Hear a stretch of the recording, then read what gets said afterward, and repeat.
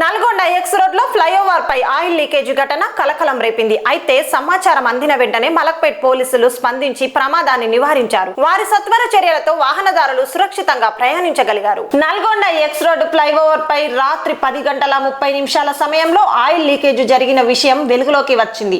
సమాచారం అందగానే మలక్పేట్ ట్రాఫిక్ పోలీసులు వెంటనే సంఘటన స్థలానికి చేరుకొని ఇసుకతో పాటు ఇతర పదార్థాలను రోడ్డుపై చల్లి వాహనాలు జారి పడకుండా చర్యలు తీసుకున్నారు. అలాగే ట్రాఫిక్ ను నియంత్రిస్తూ ప్రయాణికులకు ఎలాంటి ఇబ్బందులు కలగకుండా త్వరితగతిన పరిస్థితిని అదుపులోకి తీసుకువచ్చారు. మలక్పేట ట్రాఫిక్ పోలీసుల అప్రమత్తత, సత్వర స్పందన వల్ల పెద్ద ప్రమాదం తప్పిందని స్థానికులు తెలిపారు.